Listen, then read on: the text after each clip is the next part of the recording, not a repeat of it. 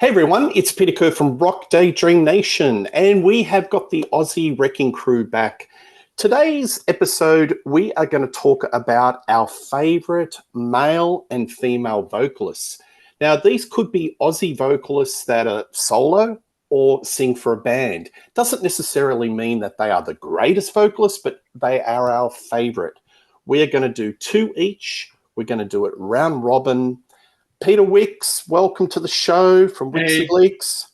Bicyclelegs from Bicyclelegs does music. Welcome to the show. Harrison from Grab a Stack of Rock, welcome. And last but not least, Liam Hare from Pulse 94.7 FM. G'day, mate. Good to be back. Absolutely. So we'll start off with you, Mr. Peter Wicks. We will do male vocalist. What is your first favourite male vocalist that you'd like to spotlight? All right. My first male vocalist is kicked off back in the 70s. A fellow by the name of Bernard or Doc Neeson, as most people would know him. He was the frontman for the Angels up until his death from a brain tumour in 2014, I believe it was. Doc Neeson became the frontman that everybody else was measured by. The guy he had an amazing voice. They were an amazing live act. I've seen them several times. I know you've seen them several times because you've seen them several times with me. Yeah, they were an amazing band in the 70s, 80s, right through to the 90s. Yeah, he just packed so much energy into his performances, and he was just all over the stage. He had a magnetism. You just could not take your eyes off the guy. The Angels kick-started in 1976. They were originally called the Keystone Angels, believe it or not. Producers Vander and Young told them to drop the Keystone. And they produced 9 albums, I believe. I think 9 albums. My favourites are Face to Face and No Exit, two of the earlier albums. And they're best known for the absolute anthem, Am I Ever Gonna See Your Face Again? I think that's just ingrained in Australian culture, that song. Shadow Boxer, Take a Long Line, and a little bit later on, Face the Day and No Secrets. But yeah, Doc Neeson, one of our greatest. Absolute cracking start. And I'll put a challenge to the blokes on this call. Can you ever listen to that song, Am I Ever Going to See Your Face Again, and not think the call and response in your head? I don't think you can. I heard it on the radio the other day and I was almost going to sing it, but my daughter was in the car, so I just had to restrain. In a few years, you'll be planning it at a gig somewhere. Yeah. When someone's covering it. Exactly. I was going to say, I never got the pleasure to see the Angels with Doc live, but I had an old school friend called Tony Wall, and he was in a covers band called the Zeros, and they used to do Am I Ever Going to See Your Face Again down at Sherwood Football Club, which I used to sneak into because I was underage. And they always used to, you'd always have the call and response when they did that. So yeah. Does anyone on this call know how that originated, the call and response? I'd be really interested if our viewers could let us know, what was that first gig that actually happened? Because if you were playing this song and the crowd was singing that back to you, you'd be a bit affronted and going, "Oh, what's happening here?" I believe they weren't real keen on it to start with, but then it became so big. It was sort of like they accepted it and embraced it. Absolutely. I don't know if that's true or not, but yeah. Look, we have said about this band so many times, they should have been huge. They were influential. They are at the epicenter of pub rock, so cracking start. Thank you very much, Peter Wicks. I should also quickly point out Angel City, they were known as in the US. So. Yeah, not to be confused with a band in America called Angel. So, Doc Neeson is my one honourable mention, who I left off the list because I was sort of considering him more in terms of a front man, as you rightly pointed out, as opposed to the other two that actually made my list, which I focused more on singing ability. And based on my Wikipedia research, apparently the call and response was first heard at Mount Isa in 1983, and Neeson recalls that he was a bit shocked, thinking it was a criticism of the band. like you theorized. And then he went and asked the audience members about it. And I guess it just sort of snowballed from there. Well, I wonder if they're going to put a plaque or something to sort of, because that's a piece of Australian rock culture, isn't it? That's probably his epitaph right there. Unbelievable. Yeah. Well, that doesn't surprise me because Mount Isa is a mining town way up in northwest Queensland. So it doesn't surprise me that a bunch of miners would come up with that. Not the place you'd expect to find a snowball either. Yeah, that's legendary. All right, Bicyclelegs, what's your first pick, male vocalist? Okay, my first pick. Now, off camera, you and I, Peter, you decided you had chosen, you knew who I was going to choose. And I'm going to tell you, you got one right and one wrong. And the one you got wrong is going to be my first pick. And that is, I'm going to go for Ivor Davies from Icehouse. I love this guy as a singer, and he's got a little bit of Bowie in him. He's got a little bit of Lou Reed in him. He's got a little bit of Brian Ferry in him, but he blends that all. He's got a little bit of post-punk in him as well, but he blends this all into a voice that I think is distinctly his own. And I mean, he's also obviously a great songwriter. He's a, guitar player. He's an oboe player. He brings so much to the table, but purely as a vocalist, I really love the tones that he gets out of various songs. And I mean, we know the big ones. We know things like Great Southern Land and all that sort of thing. But I picked this album to have a look at, just because I think there's some really good songs on this album that showcase Ivor Davies' voice. A song like No Promises. It's this gorgeous atmospheric song that I think his vocal just absolutely brings to life. It has that cinematic quality that goes so well with the song. But then you've got a song like Baby You're So Strange, which has got this kind of glam rock sleaze to it. And again, vocally, he can bring that to it as well. He sings in a lower register on that song, and he's got this kind of, sleazy kind of thing going on with his vocal on that. And I think that's great. Cross the Border is another really good song with another great vocal from Ivor. I just feel like he's a really versatile vocalist, and as I say, he's definitely got all these influences that people talk about, but I don't think he's a pale imitation of any of those influences. I really feel like he synthesizes them into something that is very unique, and certainly unique within Australian music. I don't think anybody in Australian music in particular sings quite like Ivor Davies. So that's my first pick, Peter, Ivor Davies from Icehouse. Great pick. And he's got such a great vocal range. No Promises I heard on the radio recently, and he absolutely soars. I think Crazy is another song where his vocal range is just like a masterclass. Yeah, look, he's been accused of being a Bowie, a Brian Ferry copyist, but I don't care. I think he's just got wonderful vocal range and tone. That's an outstanding pick. Well done. All right, Harrison, what's your first male vocalist pick? All right, my first male pick is a man by the name of John Farnham, who's been singing since the 60s. He's a man that's famous for his range and sort of the power that he brings, despite the fact that he's singing at higher notes. Like he's probably most famous for You're the Voice from the late 80s, if I recall correctly. But I personally prefer him more on the faster stuff, where he gets a chance to show off what he can do at speed as well. Stuff like Two Strong Hearts and That's Freedom. I also really love what he brings to You're the One That I Want from Greece when he sings that with Olivia Newton-John. No disrespect to the original performers, but he sort of takes it to the next level. In terms of singing ability, you could always argue that singing ability isn't as important on a song like that, but neither here nor there. He sounds good on it.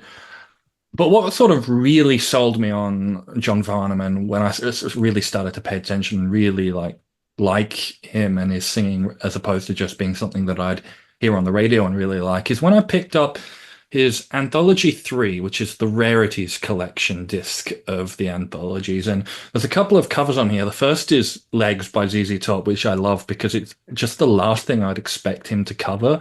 And he does a pretty good job of it too. But the one that I really, sold me on him completely is the cover of Led Zeppelin's Black Dog, which, Black Dog is not an easy song to sing for the best of singing. Heck, it's not even an easy song to sing for Robert Plant himself, who originally sang it. But I believe this was just a soundcheck performance that got recorded because there's no audience in it. But the way John Farnham just effortlessly belts out Black Dog without any trouble, it was just amazing to hear.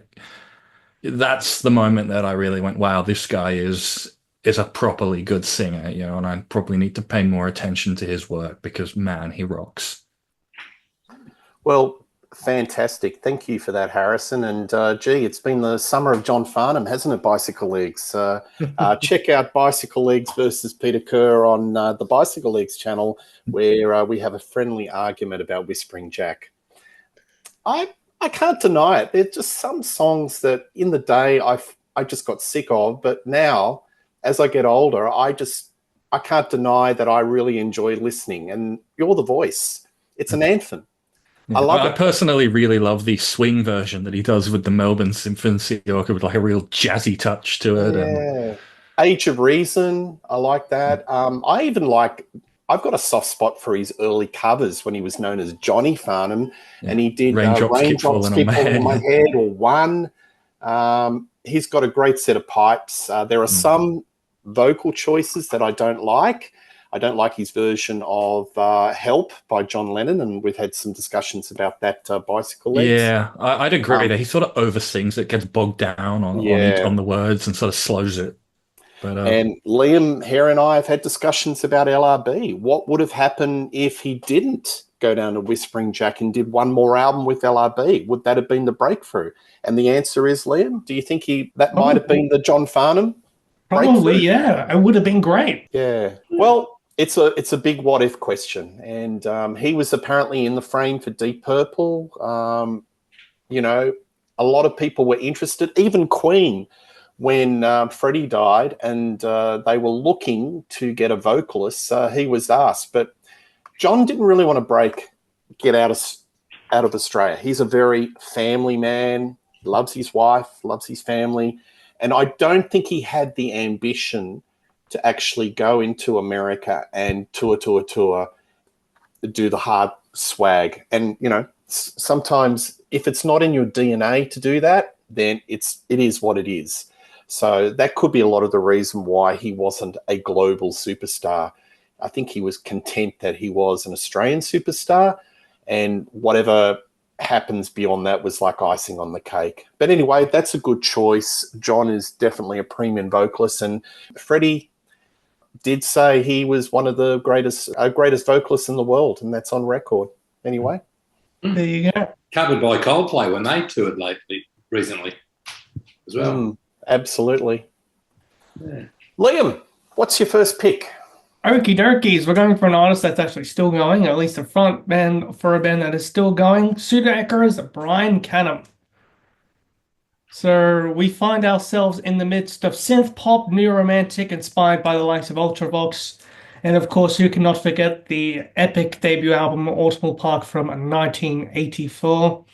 Obviously, we know the hits, Listening, Beat for You, and all that. But when we deeper into the album listing itself, Destination Unknown, which closes the album.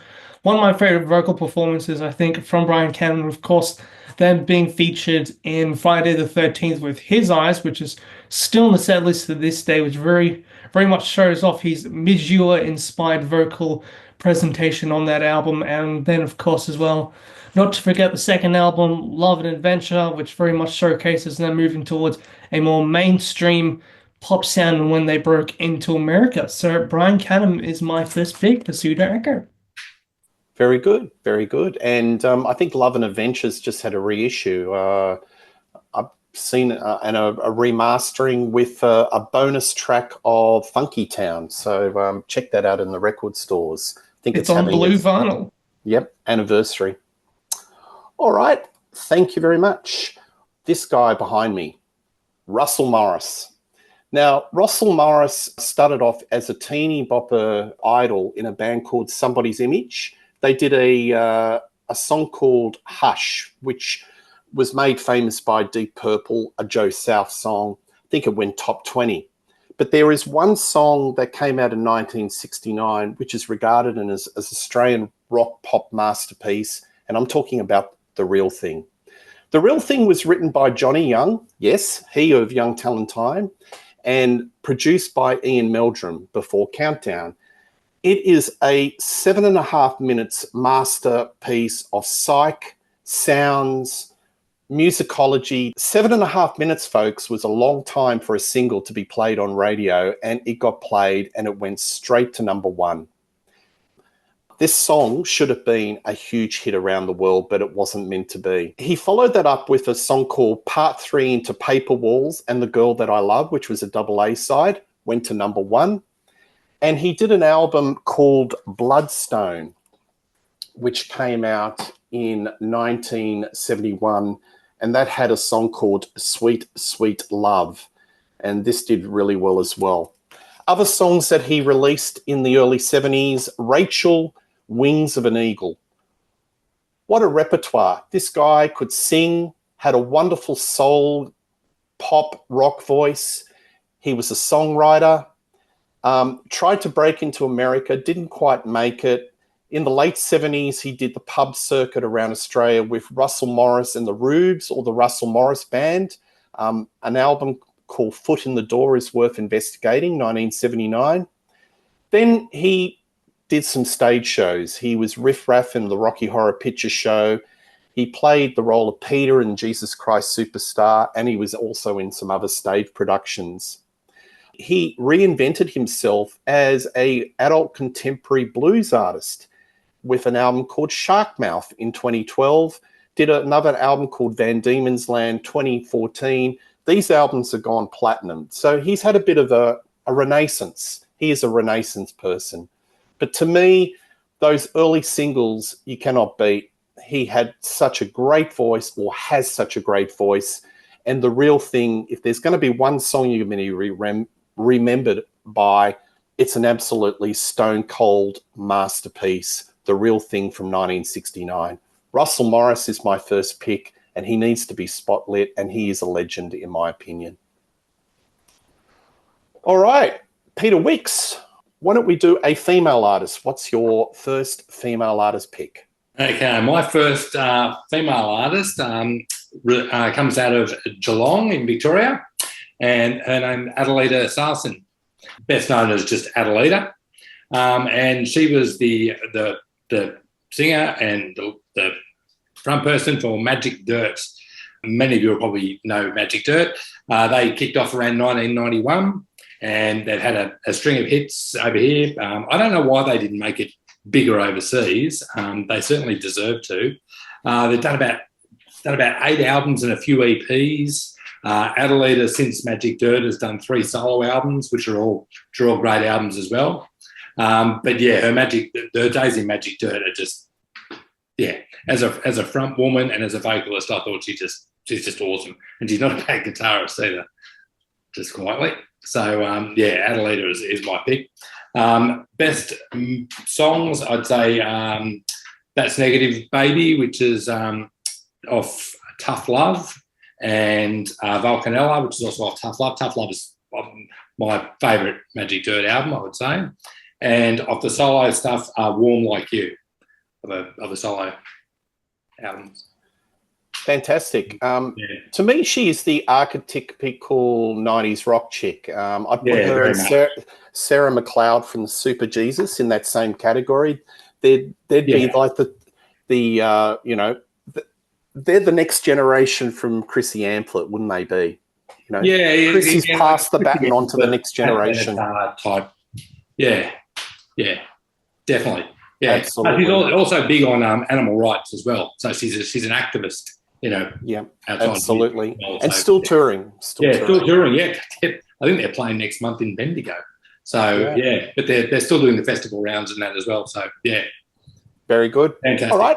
And she's also been doing stuff with other musos. I can't remember with the guys from Spiderbait and whatnot. There seems to be a trend at the moment where they do a cover of a Rolling Stones album, and they do that. So but she's in quite a few of those, I've noticed. Yeah, absolutely. All right. Thanks, Pete. All right. Bicyclelegs, what's your first female vocalist you'd like to spotlight?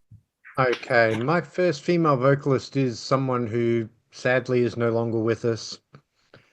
She started out in the 70s, had a bit of hits in the 80s, became a very successful session singer, like backing singer in America over the years. I am, of course, talking about Renee Geyer.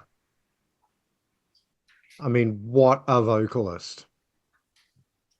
I mean, you'll obviously agree with me on this, Peter. She could sing anything. She could sing pop.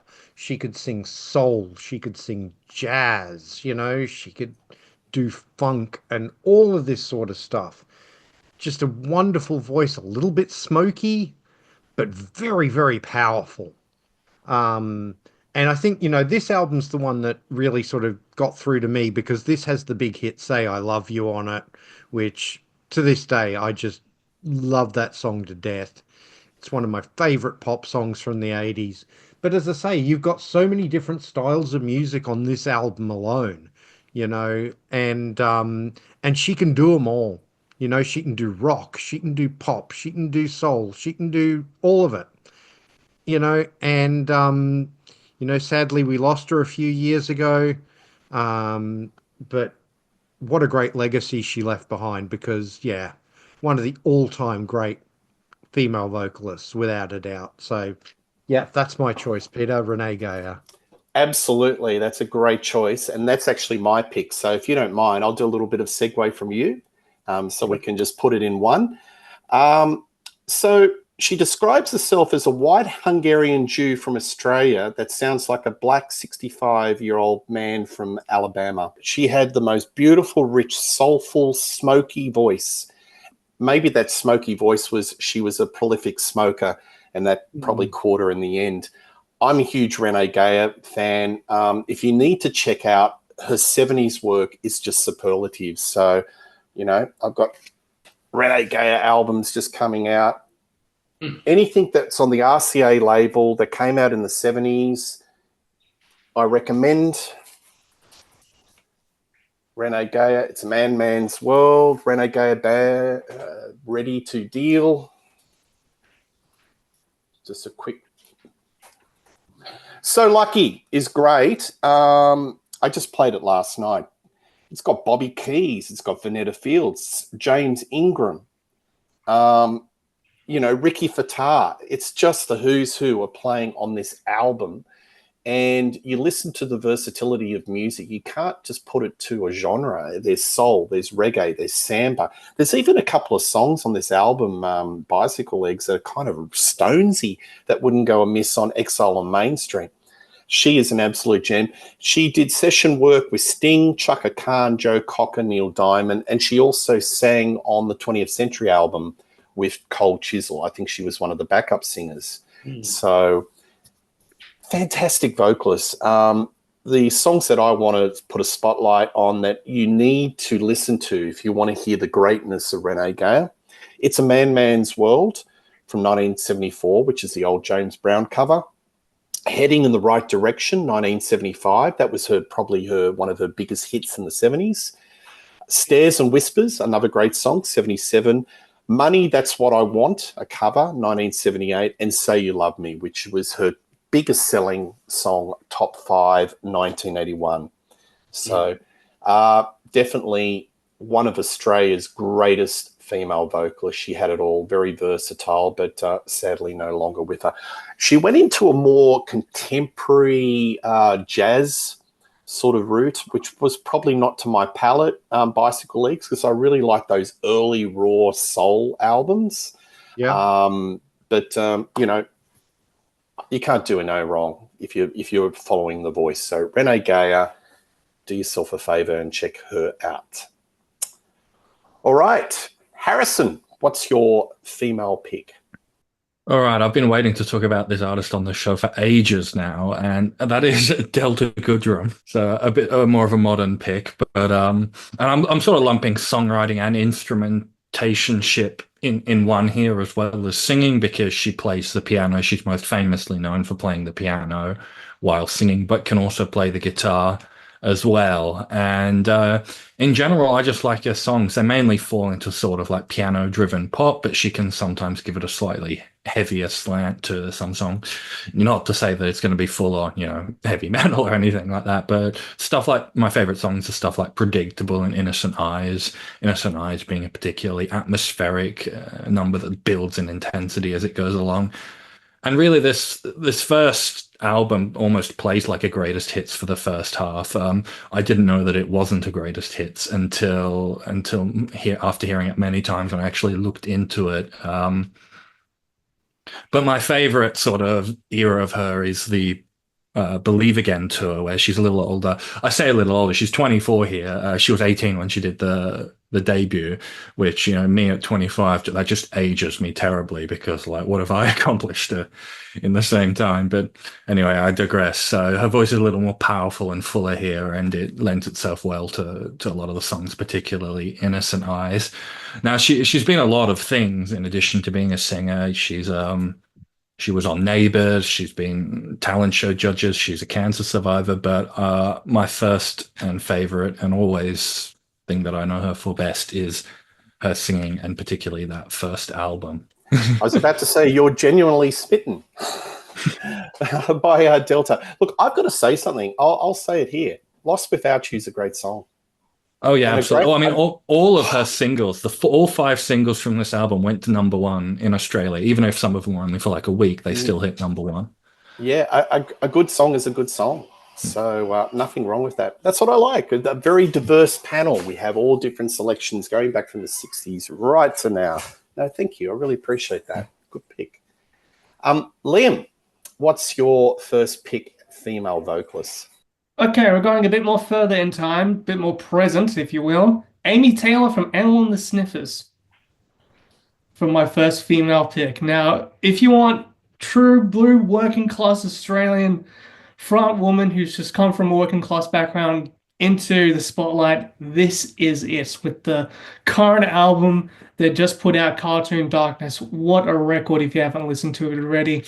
It's fantastic. I actually played a bit of it when I did my stint on CFM over in Melbourne, which was another radio station I'm a part of. We're more sort of current music based, but yeah, a lot of great stuff in there. You should not be doing that. Me and the Girls, Jerkin, of course, as well. Just a fantastic soloist who is literally the love child of Bon Scott and Chrissy Amphlett. So Amy Taylor from Animal and the Sniffers. And probably the best live act going in Australia at the moment to boot. Have you seen them live, Liam? My sister has. She had managed to catch them over at the Sydney Mime Music Bowl. Huge crowd from what she sent in. Yeah, they're on fire. They did a round of shows just a couple of weeks ago. I missed them, but next time around. But they are a band to watch, and they are on the rise. Pete, have you seen them live or not yet? No, not yet. They just played in Melbourne, and I've got to say, her outfit, I don't know if you saw the outfit she was wearing. She often wears like a bikini top and like tiny skirts, and her outfit was completely made of whoopee cushions. So I did see photos of that, yes. It's just, yeah. I've got to say, she was my next pick for females, but yeah. Awesome. There you go. Yeah. Yeah. I saw them at the Enmore Theatre a couple of years ago, and I caught COVID out of that concert. Thanks, Amy. First time ever. And it was like 1975. The audience were dressed like Sharpies. Now, I don't know if you guys know what Sharpies used to look like, but the garb that, that they used to wear in the 70s, it was like a revival. But they're on fire. It was just, the band was electric, and it was a cross-generational audience. It was like old fogies like me, but also younger folk. The age group was like from 13 to about 70. So It's they're really great. appealing to a cross-generational audience. And I think it's the empowerment message. She's got, I mean, through the crassness and the swearing and all that, there's a real positive empowerment message. And yeah, it's really caught on. She's quite an activist. She one of the moments she was known for was when they played Glastonbury, and she did a chant of "FU Supreme Court" when Roe versus Wade came up, and that went viral over here. She opened the Sydney Festival a couple of years ago, and there was a big backlash against the Sydney Festival. A lot of artists were pulling out because it was partially funded by the Israeli government. They didn't know that at the time, and after they found out, they donated all the money to a Palestinian charity and apologised for it. So she's quite the activist, and as well as a front woman. So yeah, absolutely. But yep, she is definitely a band on the rise. Yeah, so, yeah, great. One to great watch. pick. Absolutely. And he was working at Coles at the fruit and nut counter before they toured the UK in 2018. So that's absolutely definitely working class. And a quick shout out, her latest album, she actually sings on a couple of tracks, which is, so you can see that that's the direction for the band, isn't it, Liam? And her voice, to me, sounds a little bit Courtney Love from Hole, don't you reckon? Yeah, in some ways, yes, as well. Yeah. All right, let's go for pick 2 of the Aussie male vocalist. Peter Wicks, what's your first pick?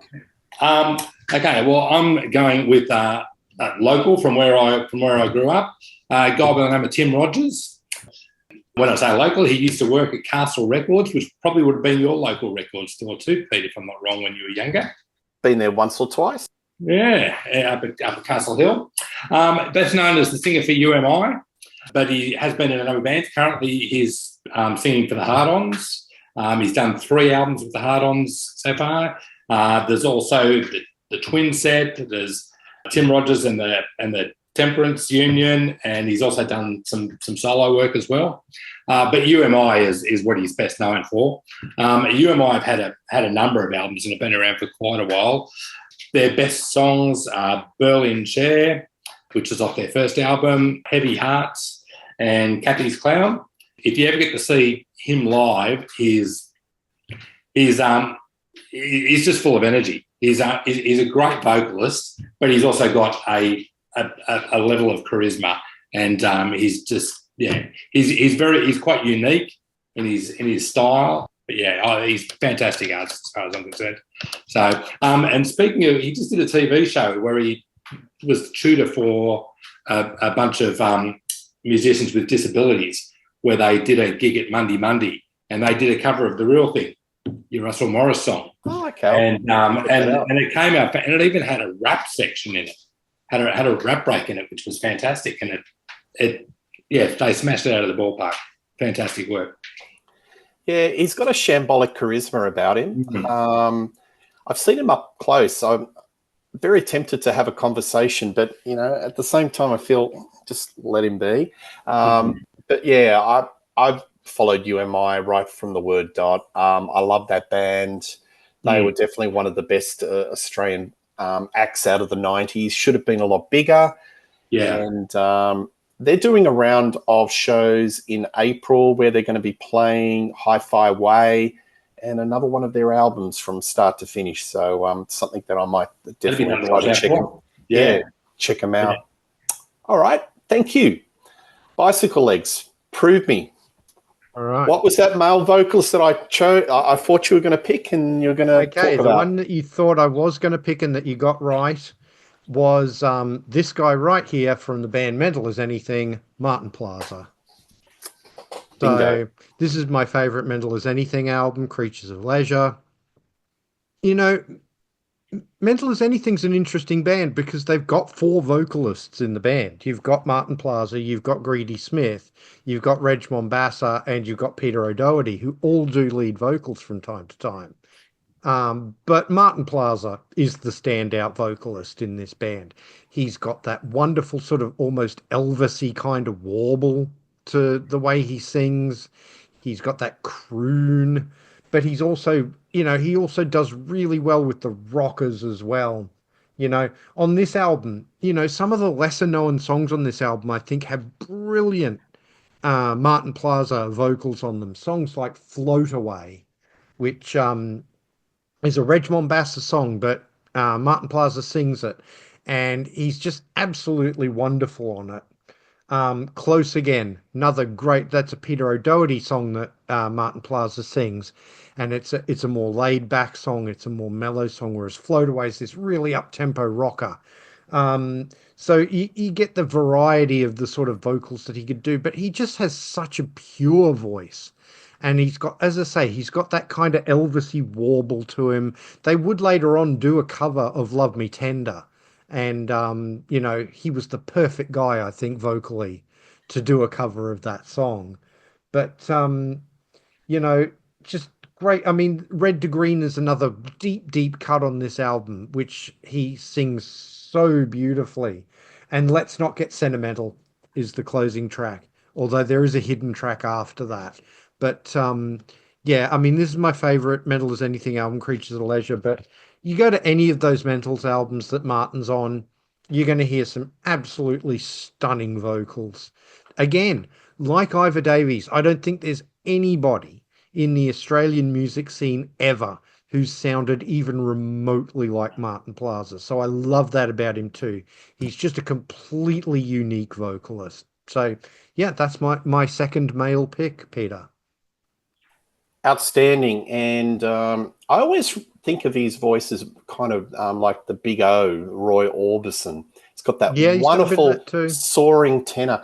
Hey, Bicyclelegs, have you ever checked out his solo material like Plaza Suite? Because he had a hit called Concrete and Clay. It was a cover. Is that worth investigating? Absolutely. I mean, that cover is great. And the album's a lot of fun too. It's a little bit different from Mental as Anything, but I've got that album. It's a really good album. It's worth, definitely. I mean, you'll find it in the sort of cheaper bins at your local record store secondhand. And if you do, definitely well worth picking up.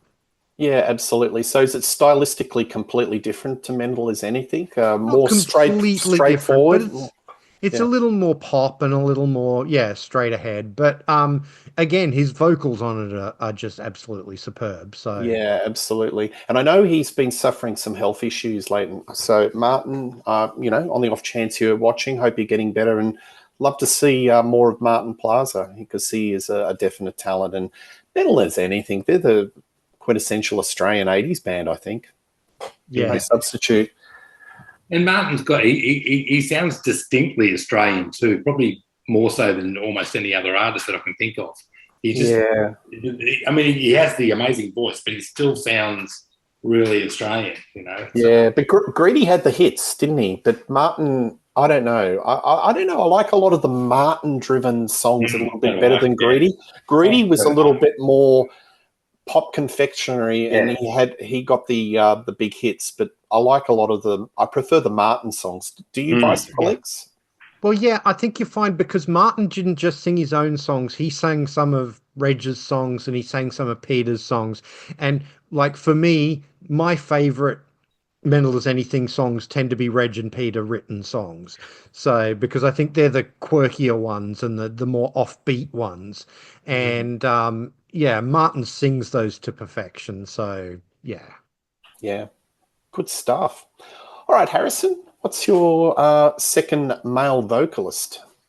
All right, this person was a singer in Cold Chisel, who then went on to have a solo career after the band broke up. And I know that doesn't actually narrow it down, so I'm just going to say it is Ian Moss, who brings a smoother, silkier, slightly more soulful singing style to the Cold Chisel sound, all while playing guitar at the same time as well, which is his primary instrument. Now, I don't mean to speak down of Moss when I say this, but I think he works best as a contrast to the more bombastic Jimmy Barnes, say on a song like Bow River, where he starts singing and then later Barnes comes in and then it becomes a bit of a duet almost. And then at the very end, Moss sets up Barnes for this brilliant, explosive, energetic finale that I think works a lot better than if it was just all Barnes singing or Moss singing.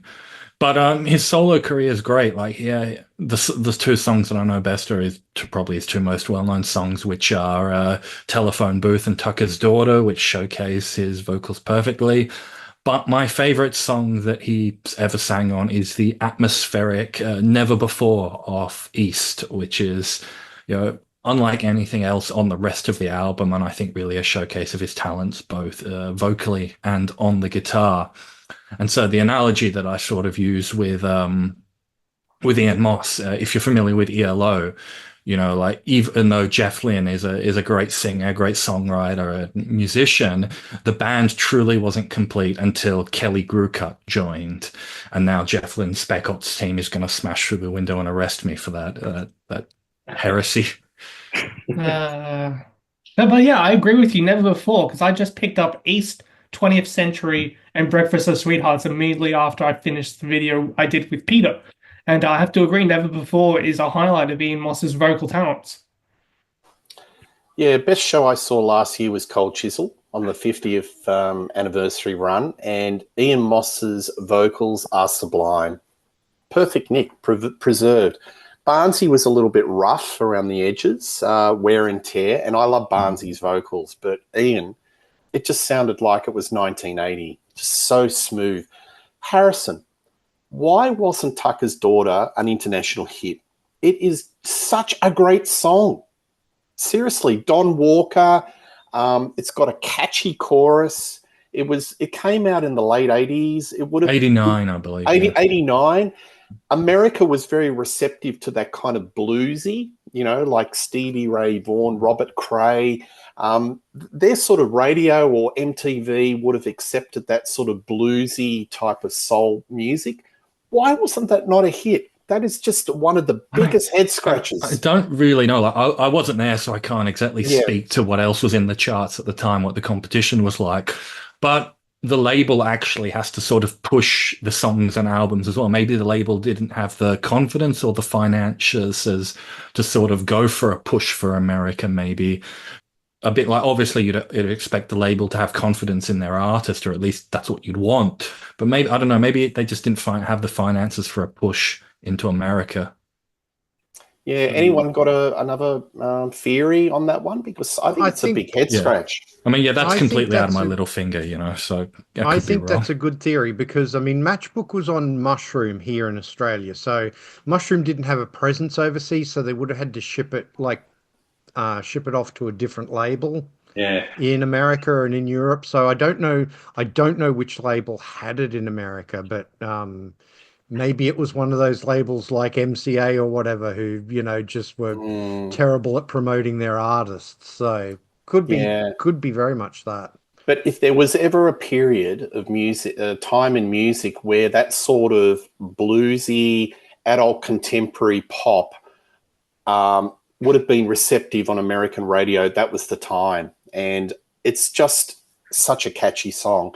When that went to number one, I thought, I listened to that song on the first time I heard it on radio, and I thought that really deserves to go to number one because it's such a great song. It's so catchy.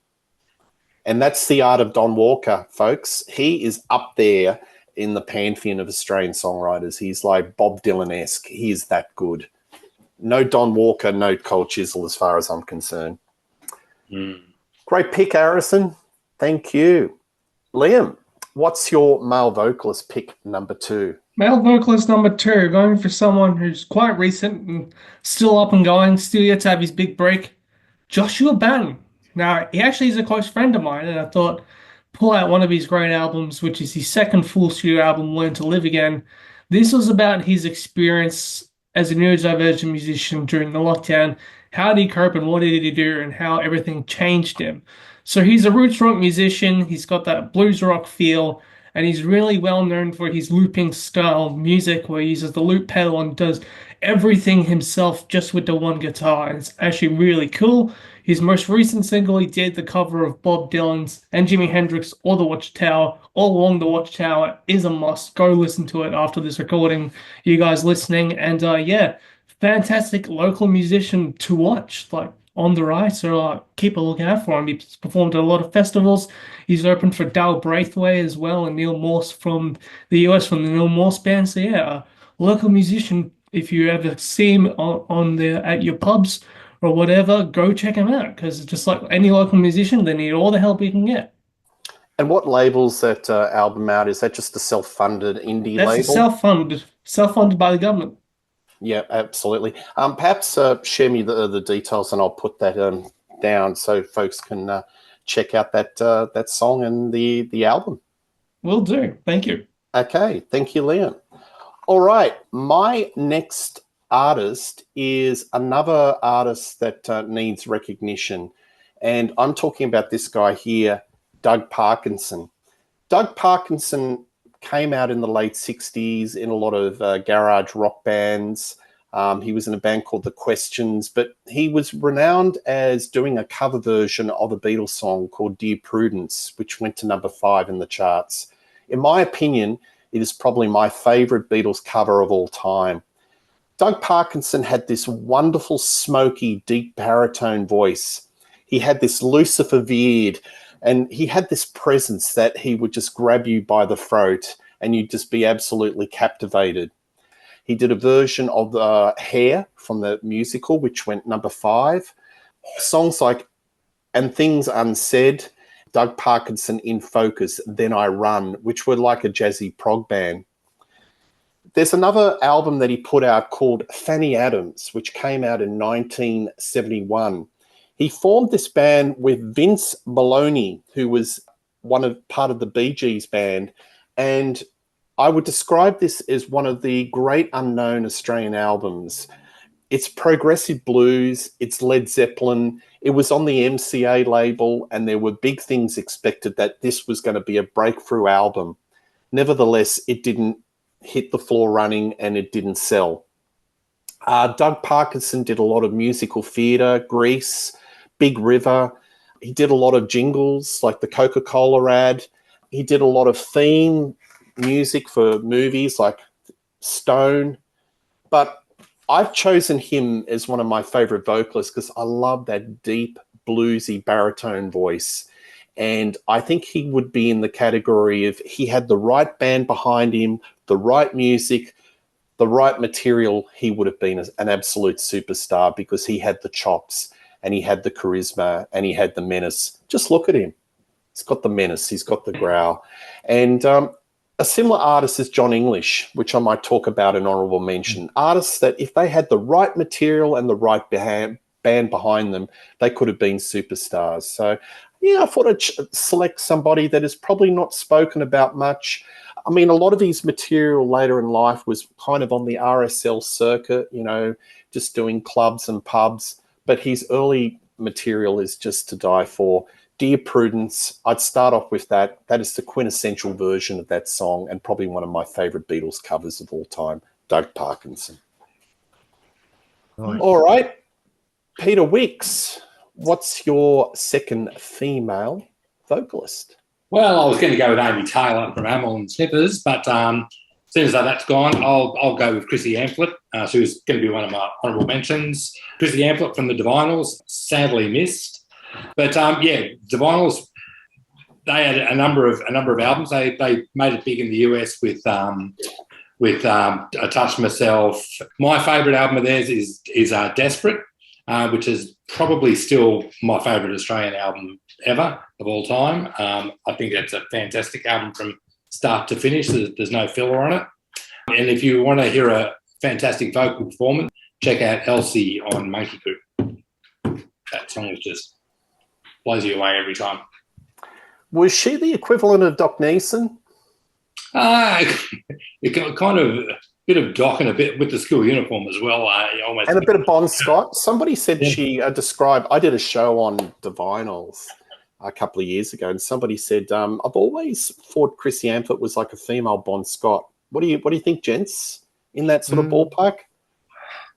Sort of Bon Scott crossed with Angus Young as well with the uniform. And more Angus than Bon, I'd say. Yeah. Yeah. And I saw an interview with her that she did with Andrew Denton a couple of years before she passed, and she's so shy. So just apparently when she went on stage, she was just in this completely different character and got lost in that character. And I remember seeing her play Paraleagues, and there was this lady in the front of the row watching the band, and she had a handbag, and Chrissy Amplet on stage in character grabbed the handbag, and it was the lady was pulling the handbag back, and it started to get a little bit of tension because there was this tug of war with Chrissy and this punter with a handbag. I thought it was just going to explode on stage, but she'd do all these crazy sort of ass things on stage, and it was kind of part Iggy Pop, Bon Scott. It was just wild, but completely. When she was off stage, she was timid and very introverted. But an amazing vocalist as well. Like unusual vocalist. Unusual vocalist. Yes, she had her own style, definitely. And yep. All right, thank you for that. Bicyclelegs, number 2 vocalist, female. All right. Before we get into that, I did do a little bit of a quick search on Discogs as far as Ian Moss and the Matchbook album goes, and apparently that album never got released outside of Australia and New Zealand except for in Sweden, so it never even got released in the US. So why? That's I don't know. You'd have to ask Mushroom and like Ian's managers about that, but yeah, it never got a worldwide release. So I think if it got a release, I think it would have been a hit. Seriously. Yeah. Was it a hit in Sweden? Right. Yeah, Sweden was apparently the only other place that it was released. But was it a hit over there, or? I don't know. Oh, you don't know. I bet it was. Sweden's quirky. John English was a superstar over there. Nowhere else in the rest of the world, but superstar in Sweden. Anyway, carry on. Sorry. My second female vocalist, I don't know if this band's been discussed on the program before, gentlemen, but she was the lead singer originally of a band called Eurogliders. This band right here. And the singer is a lady by the name of Grace Knight. And she's got a beautiful voice. I just recently picked this one up because this is the die-cut sleeve. Nice. I always wanted one of these with the die-cut sleeve. This album has the big hit Heaven on it. And I mean, if you want to hear what Grace Knight's vocals are like, Heaven's a brilliant place to start because the verses are kind of quiet and she gets to really sing beautifully on there. And then the choruses are much more up-tempo and rockin', and so you can hear her with a bit of grit in her voice during the choruses. This is a great album. It's a wonderful place to start if you don't know Eurogliders at all. I mean, it's got a couple of other songs that were big on the radio here with things like Maybe Only I Dream and Another Day in the Big World. But yeah, I mean, you know, the Eurogliders were very much a sort of a pop act. I love them a lot. I always loved their singles when they came out and that sort of thing. But she's got such a good voice. She would later, after the Eurogliders, she would go on and do a lot of sort of traditional jazz kind of records as well.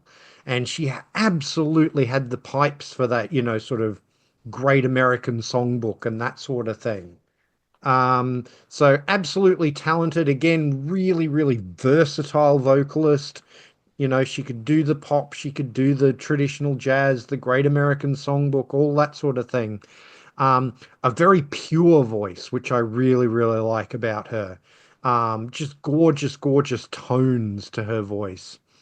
So yeah, she's my second choice, Grace Knight from Eurogliders. Good pick. I actually prefer their follow-up, Absolutely, and We Will Together. That film clip is something to see to believe. Very racy. I remember, I think it might have got banned off Countdown, but they were the archetypical singles band. There were just so many hits. And I'm familiar with Without You, personally. Absolutely. And originated it from Perth. Yes, So, I believe as well. Big Perth band. So, yeah, no, that's a great pick. Thank you. Harrison, what's your number 2 female pick? All right, my number 2 female pick is my second favorite female vocalist of all time in the whole world. I'm talking about the one, the only, Susie DeMarchi from Baby Animals. I liken her to basically the female Paul Di'Anno, for those of an Iron Maiden sort of inclination, in that she's an incredibly versatile singer. She's got her aggressive mid-range, where she's most at home at, but she can sing tenderly, she can scream when required, she can tackle basically any type of song just about. And she's got this incredible charisma on stage and in her voice.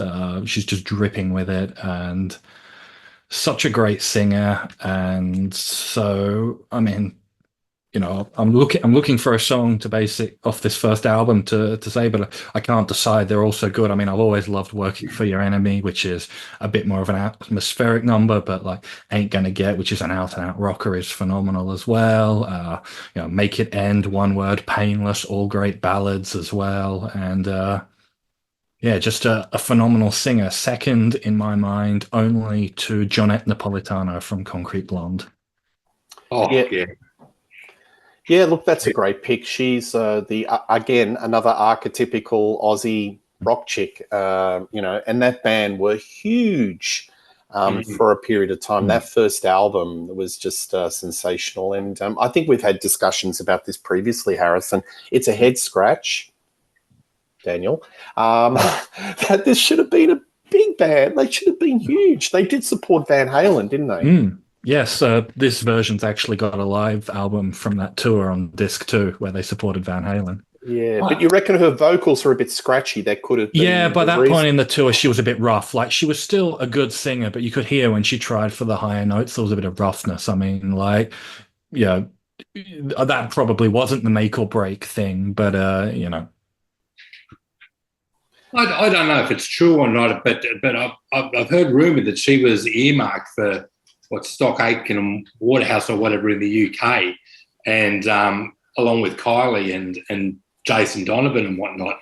And she basically said, "Screw you, that's not the type of music I'm doing rock." And man, that would have been terrible. I'm wondering if that might have had an influence on how much she got pushed in the UK, perhaps. But yeah, because she does have an amazing voice. I can't imagine that. That would have been a disaster. No, but I remember when they first came out, there was a lot of talk about that this was the girl that told the hit makers to get, you know, ticket. Can you imagine her doing a song in those little synth hand clap beats of Stock Aitken and Waterman? Terrible. Yeah. Never going to give you up. You know? Yeah. Rick Roll. Apparently Judas Priest did an album with Stock Aitken and Waterman, and I'd love them to get that out of the vault, but apparently it's never to be released, but maybe one day. I'd love to hear it's funny, this album, the Baby Animals' first album, was produced by Mike Chapman of the Sweet hit writing fame, and engineered and mixed by Kevin Shirley, who would go on to become Iron Maiden's reunion era producer. There you go. You've got a very elite production crew there, so it's all lining up. I mean, the album sounds phenomenal. The production is amazing on that album. Yeah, for a debut as well, it was just an absolute knocked it out of the park. All killer, no filler. Harrison, I think the time's right that she does another album, The Baby Animals. Yeah, I know she's. Yeah, they did one recently. I think it was This Is Not the End or something, but it sort of flew under the radar, I think, unfortunately. Yeah, I think the time's right. Do another album. They're touring again. Yeah, they are. All right, great pick. Liam, what's your number 2 female vocalist? I think for this one, we're going for an artist who's actually coming down Torquay Way for Lookout Fest, the Veronicas. So the duo there, you can't really think of like 2000 music and not think of these two women. They were pretty much everywhere you went. So iconic sound, and always reminds me of my early childhood. Well, nothing really else much to say about these two. So yeah, the Veronicas take my second pick for female vocalists. Pretty cool duo, and I look forward to seeing them at Lookout Fest. What's the spotlight songs? The two main hits, I believe, were Forever and Untouched. Thank you, Harrison. Or at least they're the two biggest ones that I know. Yeah. Those were their more like pop leaning songs, but they had some songs where the vocals got a bit more growly at times as well. The exact title of said song slips my mind, unfortunately, at that point, but they had a bit of variety to their rocking as well. Yeah, look, I don't know the song titles, but I know their songs. They're very catchy, very infectious, and they're doing a support to Cyndi Lauper and the Farewell Tour. So that's an interesting double bill. Yeah, it should be good. All right, thank you very much. Rightio, my next artist is Deborah Conway. Deborah Conway first came to my consciousness when she sang ghost vocals for Tracy Mann in the ABC TV series called Sweet and Sour. The Takeaways was the fictional band in this little TV series. I used to enjoy coming home from school and watching the installment of this series. I think it went for about 6 weeks, about this fictional band in Sydney trying to make it and break it in the 80s. Tracy Mann was the actress, but this wonderful vocal line was actually Deborah Conway. Deborah Conway also came into my consciousness with this album, Do Re Mi and Domestic Harmony, with a song called Man Overboard. They were a staple of the 80s pub rock scene. Post-punk, very rhythmic, spiky. Man Overboard was one of the most unusual top 5 hits. You know, it was a feminist conversational type of lyric with no chorus. But boy, I don't know what it was talking about when I was listening to it when I was a teenager, but I just loved the rhythm. I loved the music, and I found it very infectious. I bought the album on cassette. The cassette's gone to the sands of time. And the other songs that were worth tracking down is Idiot Grin, Warning Moving Clockwise. They did a follow-up album called The Happiest Place in Town, and the song off that album was Adultery. Deborah Conway also had a bit of a solo career. Her first album, String of Pearls, went gold, and Bitch Epic, and here it is. That's her covered in Nutella, was also a gold hit. She has got a wonderful, clean, expressive vocal. She's also done some session work with Pete Townsend in some of his epic albums. But for me, I think Do Re Mi has always been the band and the music that I've loved about Deborah Conway. I love their spiky rhythms, their post-punk attitude, and their songcraft. And Deborah Conway's vocals have always been thumbs up. So she's my pick as my second vocalist, Deborah Conway. Yeah, great. Bicyclelegs. And yeah, you know, I never knew she actually did the vocals for Sweet and Sour, but as soon as you said that, I started hearing the title track from that show in my head, and I was like, of course it's her. How did I ever miss that? That voice is unmistakable. But, you know, you talked about Man Overboard. Yes, one of the most strange sort of hit singles. And I always think of the line in that song that your pubic hairs are on my pillow. And it's like, how did that get on the radio back in the 80s? But, and of course, on that first solo album of hers, the big hit on that was Only the Beginning, which, you know, still gets played on, you know, sort of classic rock radio here in Australia. So, yeah, no, excellent choice.